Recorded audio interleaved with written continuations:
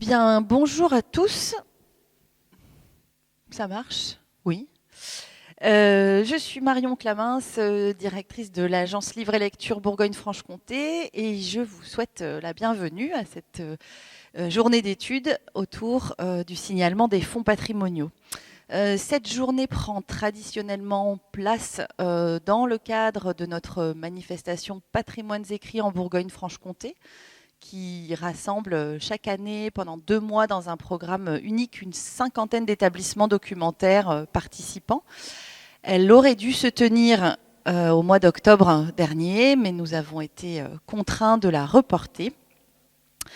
Et nous sommes ravis d'y être enfin. Donc, je voudrais d'abord remercier l'ensemble des intervenants d'aujourd'hui. Un grand merci d'avoir accepté cette invitation et d'avoir maintenu votre participation malgré le report de date. Grâce à vous, la journée promet d'être très riche. Je voudrais aussi adresser un remerciement particulier à Fabienne Henriot, maîtresse de conférence à l'ENSIB, qui a accepté, en plus de la conférence introductive et dans des délais un peu courts, de modérer aussi cette journée. Merci bien sûr à l'équipe de l'agence Livre et Lecture qui s'est occupée de tout ça, Pascal Milly, puis Maude Curtelet, pour l'organisation, la coordination de cette journée. Et merci aussi à Solène Prévost, qui est très récemment arrivée à l'agence dans notre petit pôle lecture publique et patrimoine écrit pour le renfort logistique et technique. Merci bien sûr à la Bibliothèque municipale de Dijon qui nous accueille ici une fois encore. J'en profite aussi pour rappeler que Caroline Poulain, qui est directrice adjointe et conservatrice à la bibliothèque, vous propose donc une visite guidée des salles historiques de la bibliothèque patrimoniale et une présentation, je crois, des menus entrés récemment dans les collections. C'est ce soir à 17h et il y a encore de la place si certains d'entre vous avaient des remords.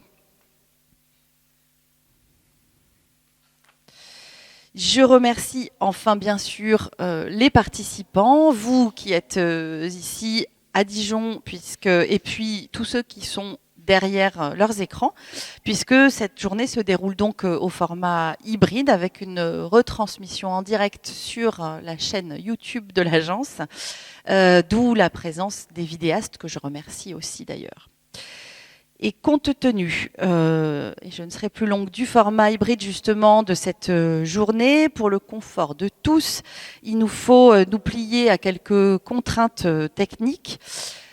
D'abord, merci aux participants physiquement présents de bien attendre d'avoir le micro entre les mains pour poser une question et lorsque vous le ferez, de parler très près du dit micro, comme je le fais, on le colle au menton. Merci aussi aux intervenants de parler très près du micro aussi pour que le son donc soit parfaitement restitué pour les personnes qui nous suivent à distance. Et enfin, merci aux participants qui sont connectés à distance de se référer pour des interventions éventuelles au message qui leur a été adressé la semaine dernière. Voilà, je vous souhaite une très bonne journée et sans plus attendre, je laisse la parole à Fabienne Henriot.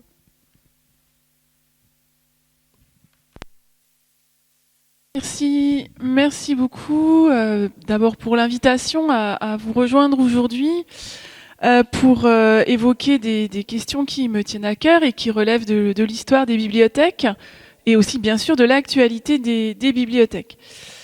Alors, un petit instant, voilà, comme ça ce sera plus lisible.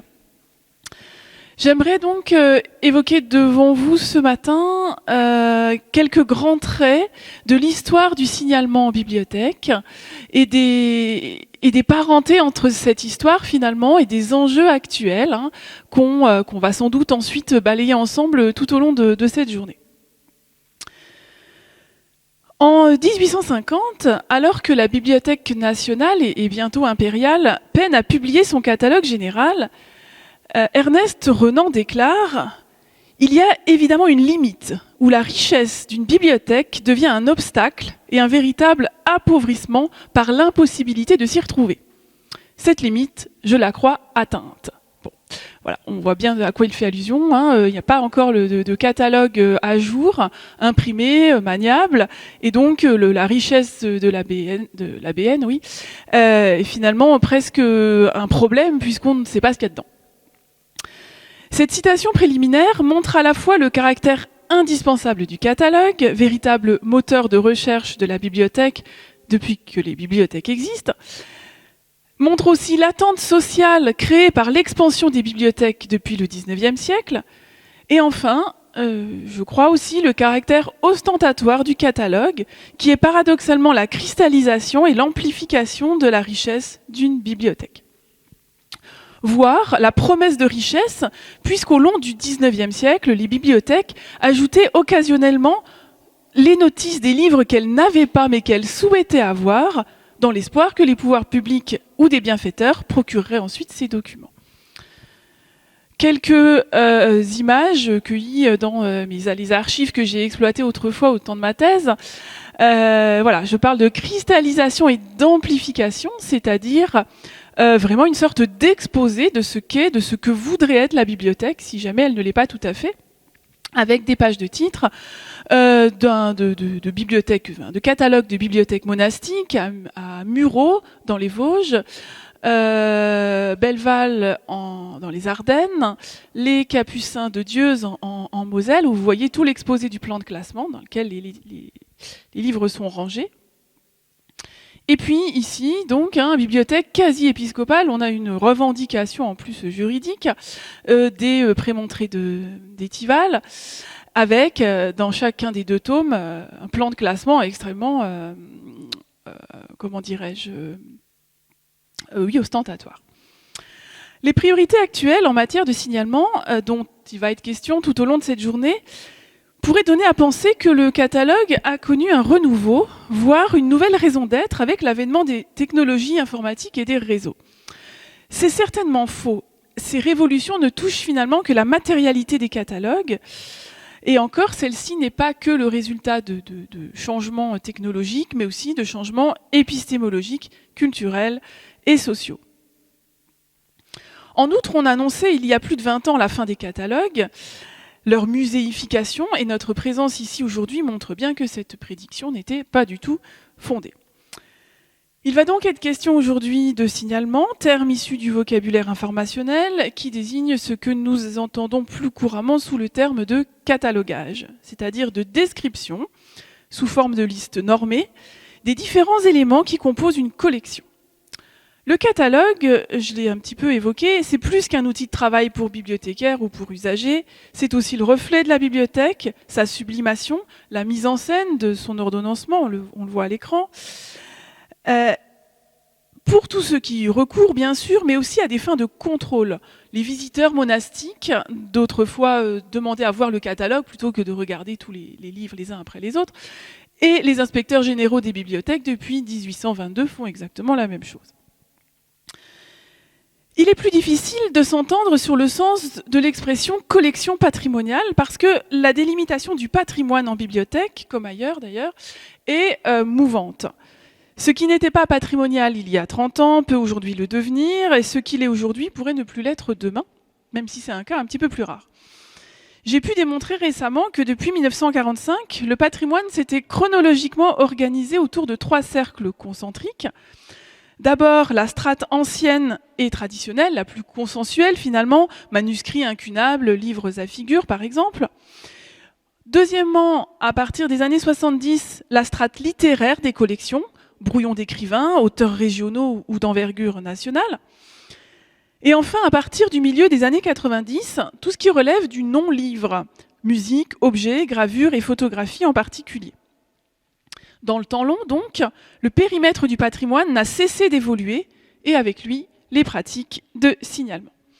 Se pose alors une double question.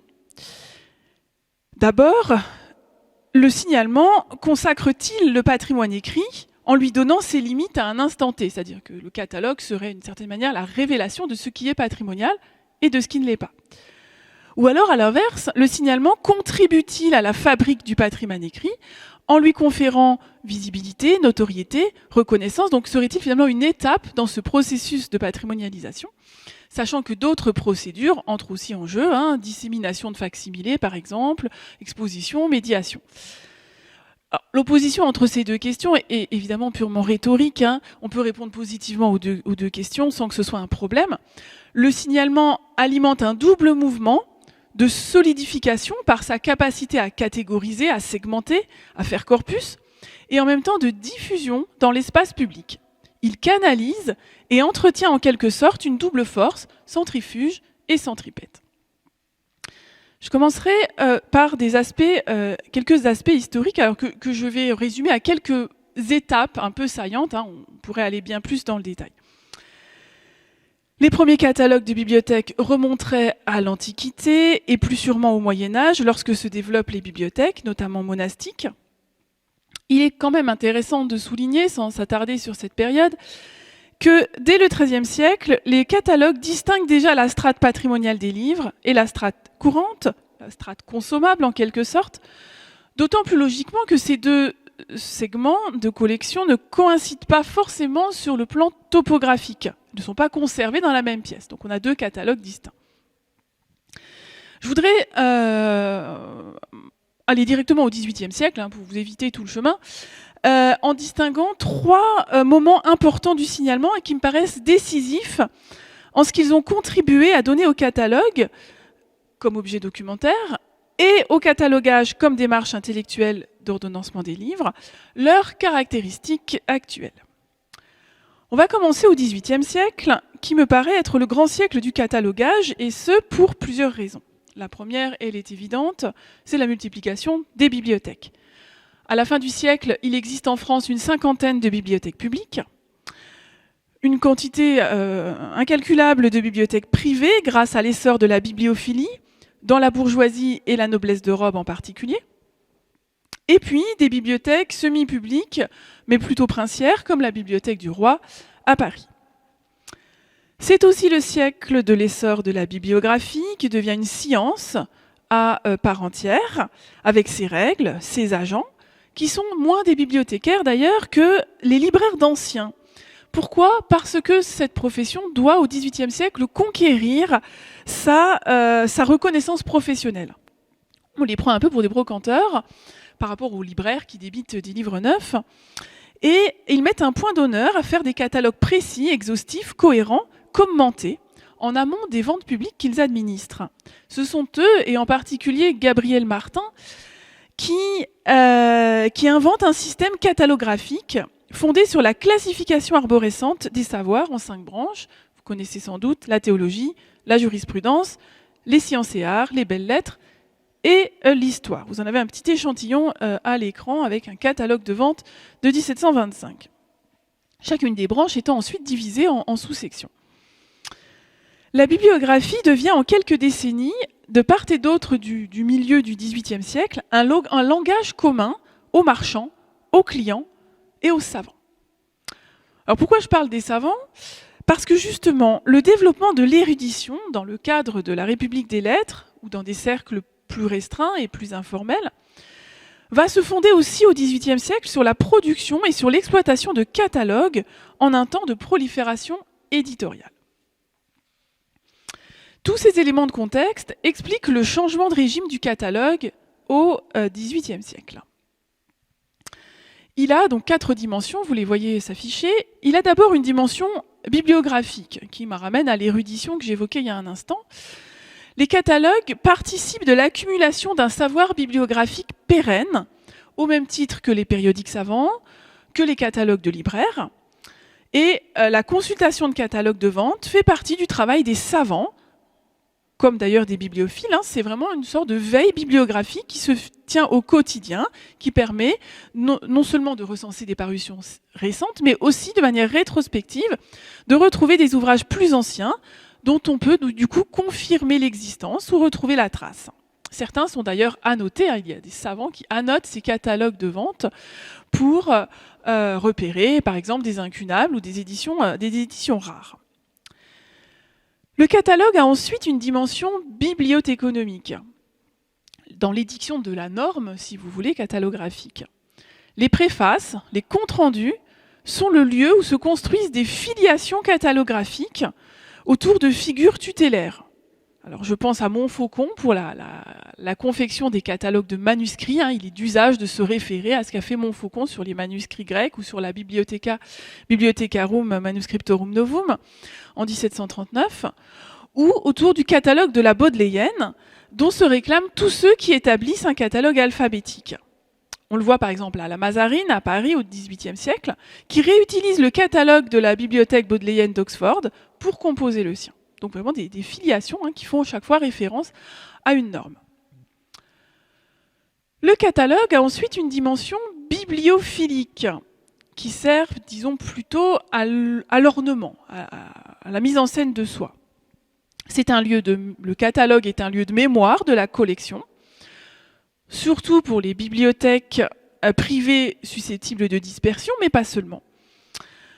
Les grands bibliophiles ont de larges collections de catalogues des bibliothèques de leurs concurrents ou des collectionneurs des générations précédentes, qu'ils utilisent notamment pour relever le pédigré de certains livres rares, incunables et manuscrits, notamment en voyant comment ils ont circulé d'une vente à une autre. C'est vraiment la mise en scène d'une micro-société bibliophilique, pour reprendre l'expression d'Emmanuel Chaperon. Publier son catalogue domestique est aussi une œuvre de prestige pour un bibliophile, un signal de reconnaissance dans le champ du livre rare. J'en ai mis 2 exemples ici. À droite, le catalogue raisonné des principaux manuscrits du cabinet du marquis de Cambis en Provence, ce qui est intéressant parce qu'il ne publie pas le catalogue de l'intégralité de sa collection, mais uniquement de ses principaux manuscrits, c'est-à-dire de ce que lui-même juge patrimonial dans sa collection.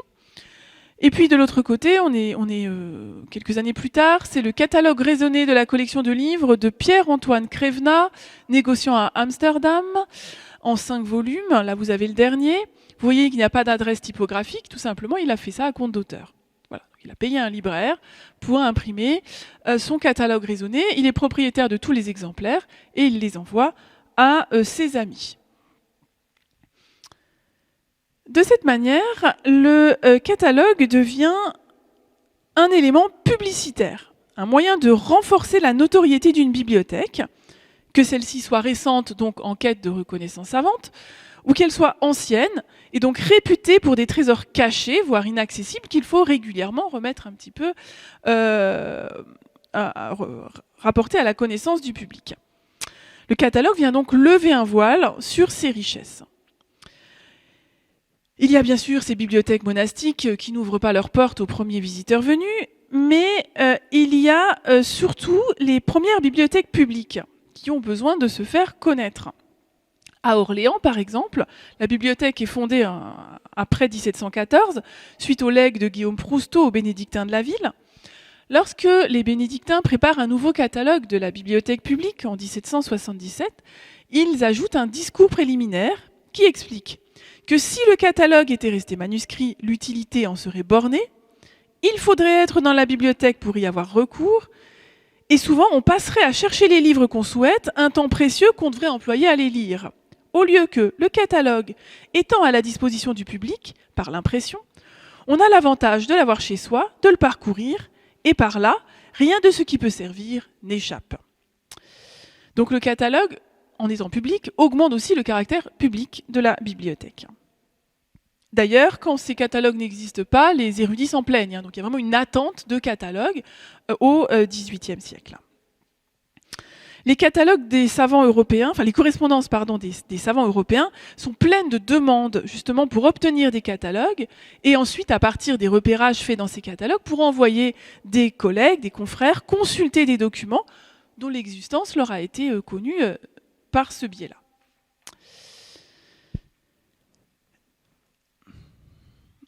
Vous avez ici le catalogue des livres imprimés de la Bibliothèque du Roi. C'est exactement la même démarche. On est en 1750. En tout cas pour cette page de titre. En réalité, l'impression commence en 1735, puis elle va prendre plusieurs décennies. Il s'agit, explique Maurepas, le comte de Maurepas, qui est secrétaire d'État à la Maison du Roi dans sa correspondance, il explique que à la fois c'est un outil de recouvrement patrimonial, on saura enfin tout ce qu'il y a dans la bibliothèque, et donc on pourra pister peut-être aussi ce qui parfois en sort par erreur. Bien sûr, le public y trouvera de l'utilité, et on pourra donner de l'éclat aux augmentations qui ont été faites pendant le règne de Sa Majesté. Les catalogues sont tirés à 400 exemplaires, 100 sont remis à Maurepas pour en faire des présents. Et on voit que les présents en question, enfin le catalogue est distribué surtout aux princes étrangers. Donc il s'agit vraiment de faire la promotion d'une institution, au pape, aux princes impériaux, au roi d'Espagne, au roi d'Angleterre, au roi de Naples, de Sardaigne, de Pologne, de Danemark, etc. La Révolution survient sur ces entrefaites et elle amène un changement majeur à l'occasion, vous le savez, de la mise sous séquestre des bibliothèques ecclésiastiques, puis nobiliaires et enfin académiques entre 1789 et 1793. Ce sont des millions de volumes qui changent et de propriétaire et de destination. Alors on a l'habitude de décrire la politique de la Révolution en matière de livres comme confuse et inefficace, et même la cause d'une déperdition indigne et irréparable. Moi, j'ai tendance à proposer une autre lecture. La réunion des livres confisqués dans les dépôts littéraires des districts a donné lieu aussi à une véritable ébullition d'idées, de recommandations, de projets souvent moins bibliothéconomiques que politiques. Et quand on pense au contexte, les transformations territoriales, districts, départements, etc., la guerre, la terreur, on peut même être, à mon sens, admiratif devant les efforts des députés, des administrateurs, etc., qui ont pensé la patrimonialisation de ces amas de documentaires qui étaient encore informes. Alors certes, sans beaucoup d'effets immédiats, mais tout de même, je trouve que toutes ces idées qui ont surgi dans ces années 1790 à 95 principalement, sont assez admirables.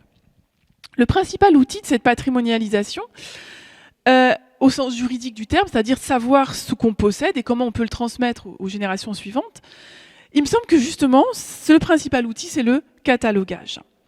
D'innombrables décrets, dès 1789, invitent ou imposent aux anciens propriétaires des fonds, puis aux administrateurs des municipalités, des districts et des départements, de rédiger des catalogues. En décembre 1790, Lefebvre d'Ormesson, qui était l'ancien bibliothécaire de Louis XVI, propose la confection d'un catalogue collectif des livres saisis dans les monastères. Il évalue l'opération à 18 000 livres, monnaie de France donc, et se fonde sur la certitude d'un travail facile. Alors là, il a tout faux.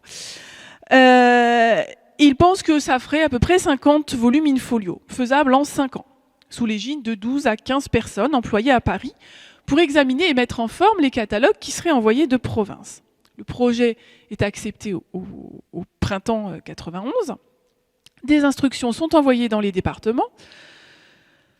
Et on préconise, vous le savez, l'usage du dos des cartes à jouer pour établir la description de chaque unité bibliographique.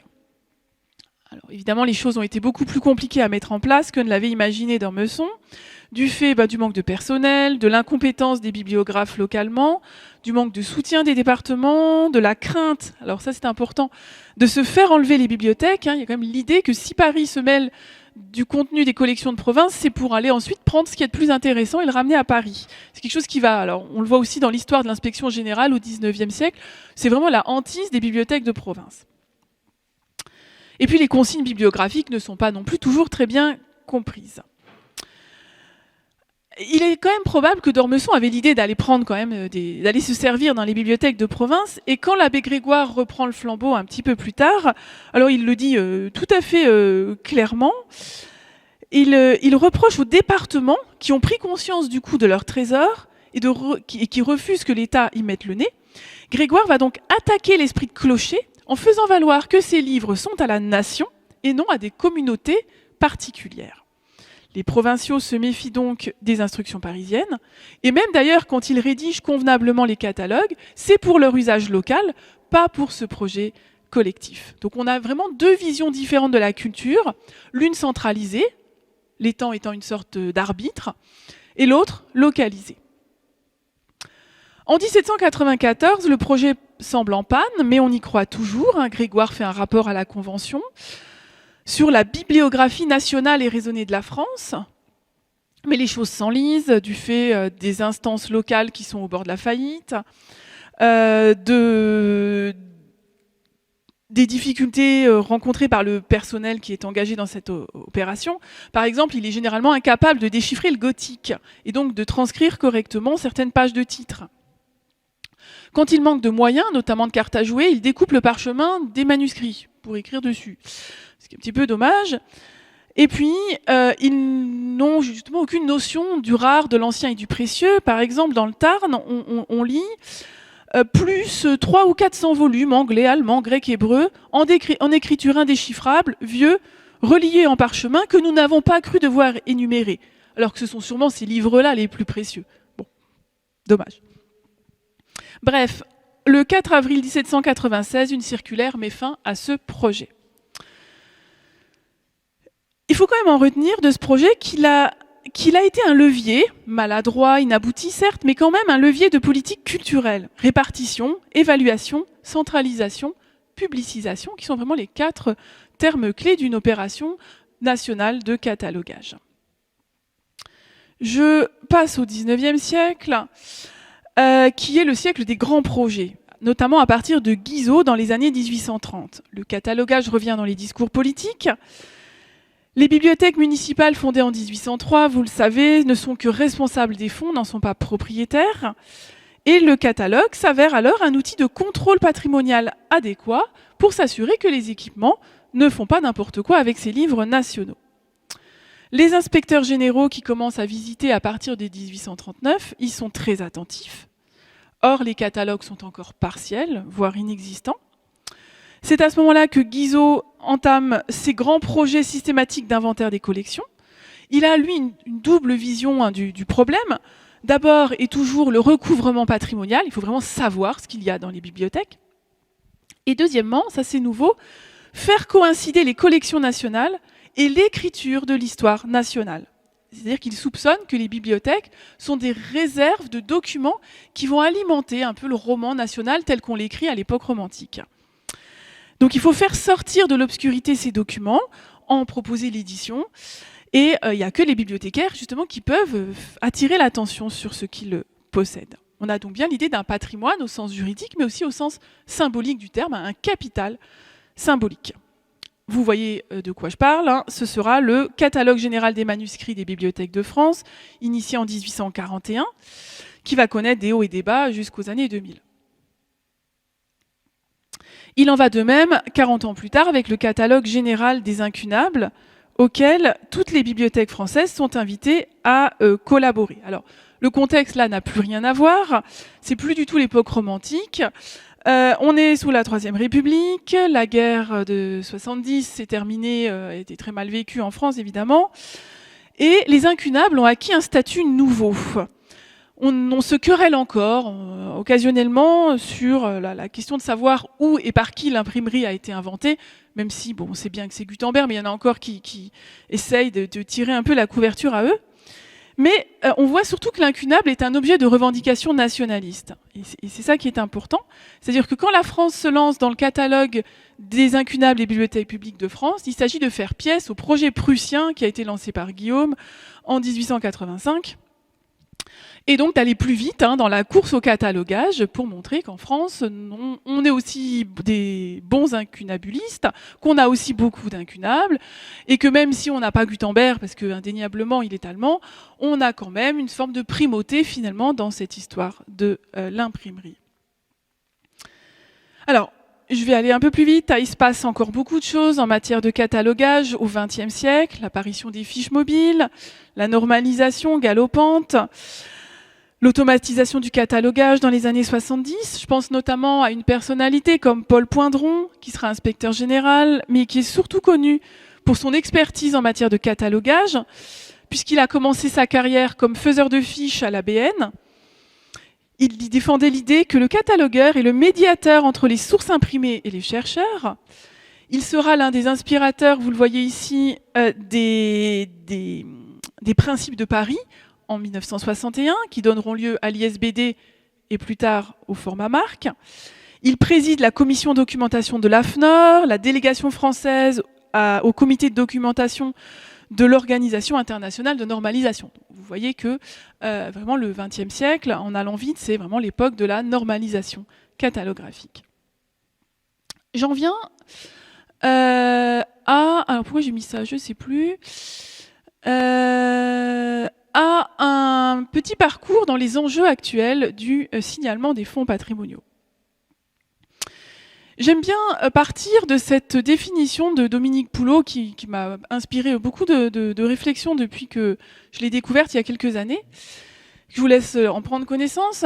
Le patrimoine se définit à la fois par la réalité physique de ses objets, par la valeur esthétique et documentaire le plus souvent ou illustrative, voire de reconnaissance sentimentale que leur attribue le savoir commun, et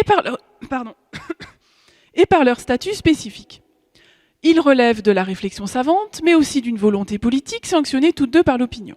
C'est sous ce double rapport qu'ils fondent une représentation de la civilisation, au sein du jeu complexe des sensibilités à l'égard du passé, de ses appropriations diverses et de la construction des identités. Bon, il y a énormément de choses dans cette définition, elle est complexe, elle est en plus tournée de manière un peu étirée. Mais si je la résume, on a 3 entités. On a les caractéristiques des documents patrimoniaux. Ils ont une réalité physique. Ils ont une valeur esthétique, documentaire ou illustrative. Ils font l'objet d'une reconnaissance sentimentale, on y tient, voilà. Et ils ont un statut spécifique, statut généralement juridique. Bibliothèque classée, fonds d'État, classement monument historique, parfois hors des bibliothèques. Bon. Poulot a identifié 3 moteurs ou agents de la patrimonialisation, la réflexion savante, donc une expertise savante, la volonté politique et l'opinion publique. Et enfin, la patrimonialisation a des effets où elle vise des objectifs quand elle est intentionnelle, celle de fonder une représentation de la civilisation. Bon. Si on est d'accord là-dessus, on voit que le signalement intervient finalement à plusieurs niveaux de cette définition. D'abord, il permet de faire apparaître le patrimoine par la description matérielle des documents. Poulot nous dit que les documents ont une réalité physique, enfin le patrimoine, a une réalité physique, et justement, le signalement consiste à décrire, à l'aide d'outils d'analyse, la matérialité des objets.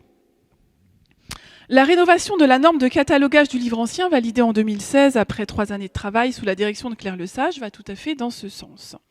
J'ai mis ici une notice que j'ai prise sur le site de la Bibliothèque municipale de Lyon, parce que j'aime bien les notices justement du catalogue de la BML. Pourquoi ? Parce que quasiment sans regarder, avoir le livre en main, on arrive à se représenter à quoi il ressemble.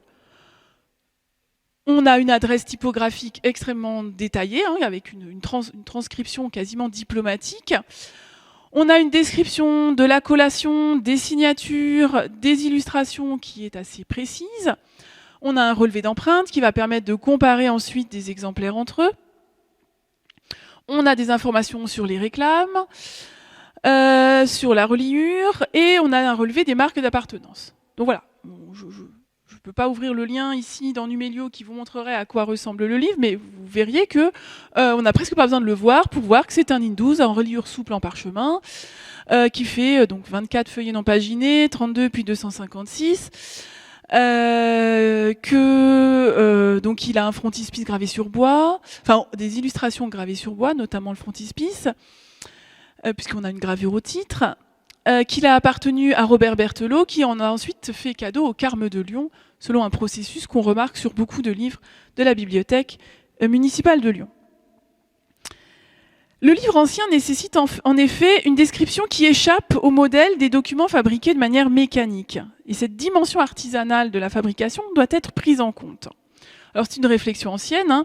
L'IFLA avait commencé à y réfléchir dès 1975, alors que l'ISBD n'avait que quelques années, ce qui donnera lieu à l'ISBD-A.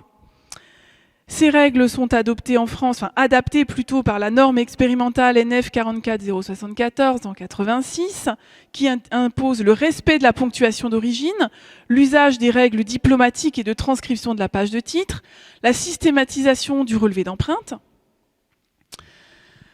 Au moment où on adopte le format marque, il est demandé que l'adresse typographique soit transcrite dans une seule sous-zone, sans recours à la segmentation, qui introduit pas mal d'ambiguïté. La logique générale étant la distinction entre les zones de transcription fidèle, qu'on voit très bien ressortir ici, et les zones d'accès structuré qu'on retrouve en bas. Hein, vous voyez Pierre Rigaud, qui apparaît à la fois dans le champ de l'éditeur et dans les zones d'accès normalisé. La rénovation récente de la norme va encore plus loin car elle prend en compte les données d'exemplaires qui étaient laissées pour compte dans la version de 1986. Ces données sont utiles à plusieurs niveaux. Pour les catalographes, la précision de la notice permet d'évaluer la rareté du document, son caractère unique parfois, grâce au relevé d'empreintes et de signatures, à la restitution du colophon, à la collation complète, éventuellement l'analyse du papier, l'identification de corrections en cours de tirage, etc. Elles sont aussi utiles pour les chercheurs qui peuvent regrouper des corpus cohérents. Hein, vous le voyez ici, il n'y a qu'à cliquer. Pierre Rigaud, 58 ouvrages parus sous cette adresse dans le catalogue de la BML, 51 livres ayant appartenu à Robert Berthelot, 237 venant du couvent des Carmes Deschaux. On peut construire des sous-corpus qui sont extrêmement précieux. Et en plus, parfois, on a le lien vers la ressource numérisée, ce qui permet d'aller plus loin dans l'analyse, cette fois-ci, du texte. Ces démarches nouvelles, et je crois que c'est ça qui est important, réaffirment la centralité du catalogue. J'emprunte la formule à Yann Sordet. La progression ne peut être que collective. Les premiers à enrichir leur catalogue de cette manière feront les frais de la relative pauvreté actuelle des données, mais les suivants pourront en tirer profit et bénéficier donc de ces apports successifs. Je pense aussi à l'adoption des titres uniformes. Alors ça, c'est une de mes petites marottes, parce que j'ai beaucoup travaillé sur l'édition liturgique. Et le fait de pouvoir faire ressortir des œuvres dont les déclinaisons sont multiples, c'est extrêmement précieux. Ça vaut pour les livres liturgiques, comme vous le voyez ici. Hein, j'ai mis la notice, alors on est à la BNF, d'un antiphonaire romain ou vespéral pour les dimanches et les fêtes, imprimé à Lyon par Pierre Valfray. Et puis, vous voyez qu'il a un titre conventionnel, antiphonaire de l'Office romain, et on a accès ensuite à la notice du titre uniforme qui permet de bien décrire de quel livre liturgique on parle. Ce qui permet à nouveau de regrouper des corpus qui, si on avait que le titre, échapperaient complètement, hein, puisque antiphonaire ou bréviaire ou missel, on peut avoir des titres très différents, même si à l'intérieur, c'est bien un antiphonaire, un bréviaire ou un missel. S'il écrase la valeur esthétique, documentaire ou illustrative dont parlait Poulot, en alignant tous les items sur le même plan, le catalogage contribue en revanche à faire apparaître le statut spécifique des collections dans leur entier et des objets qui les composent. J'ai testé pas mal de catalogues et très souvent, pour des bibliothèques qui, comme la plupart d'ailleurs, relèvent à la fois de la lecture publique et des collections patrimoniales, on a la possibilité de filtrer fonds anciens, fonds patrimoniaux, etc.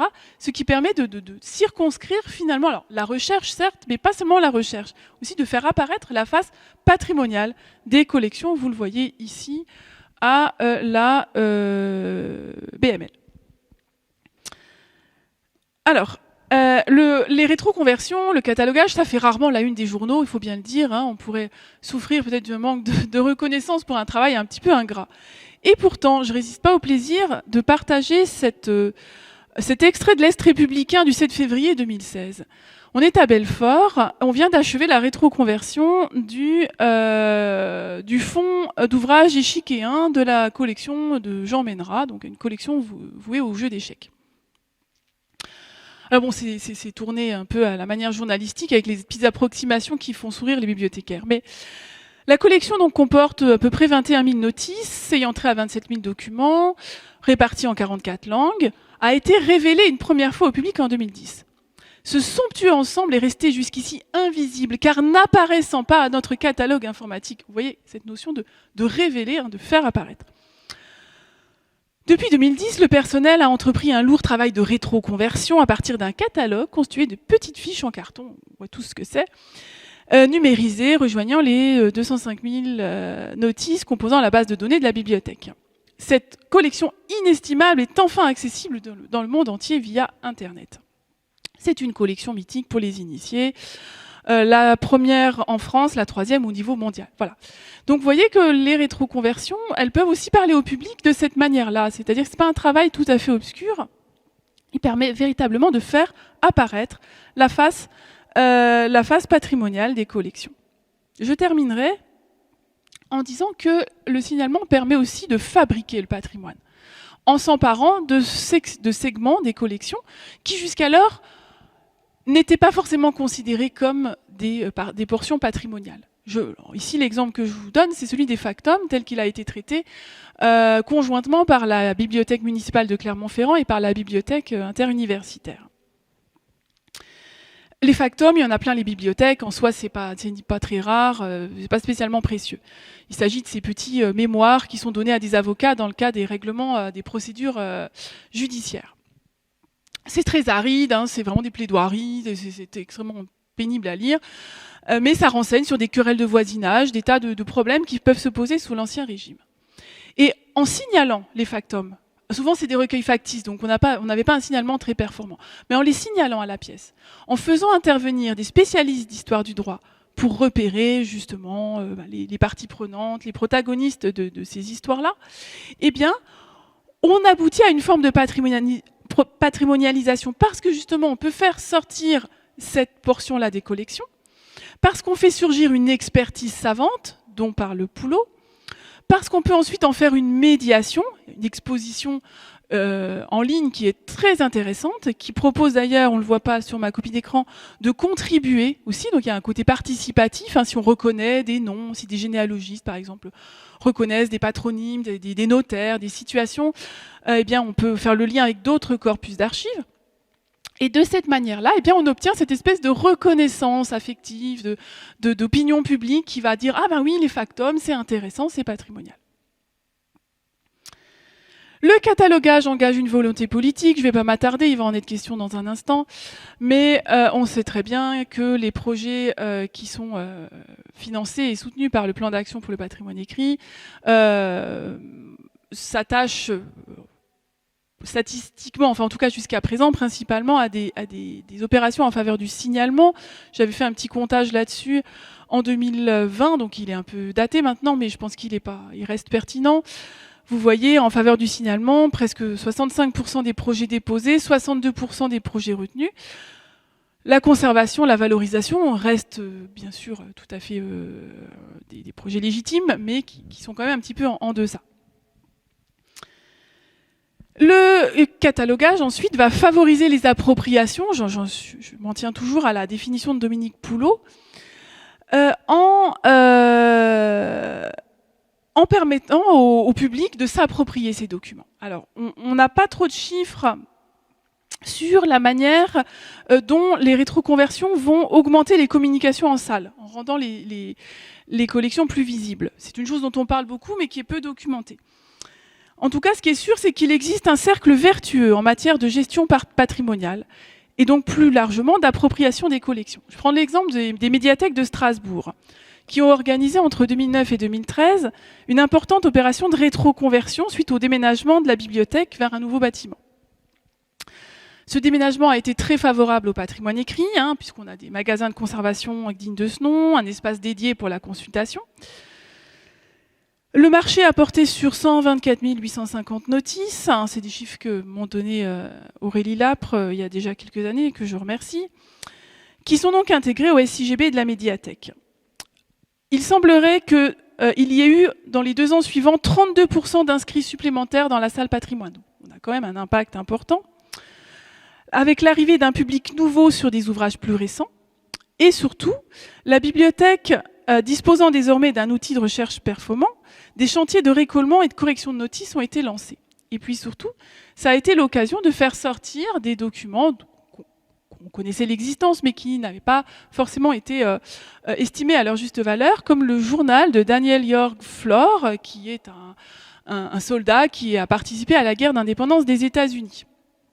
Et ce journal a donné lieu à numérisation, édition collective, annotation, exposition, pastiche, etc. Donc il y a énormément de choses que vous pourrez trouver sur Internet autour de ce journal. Je l'ai découvert il y a quelques jours, c'est vraiment passionnant. Et je pense que ça montre bien comment, à moyen terme, les efforts de signalement ou de catalogage peuvent vraiment avoir un impact sur la valorisation des collections. Voilà, j'ai sûrement été trop bavarde, donc je vais m'arrêter là tout de suite.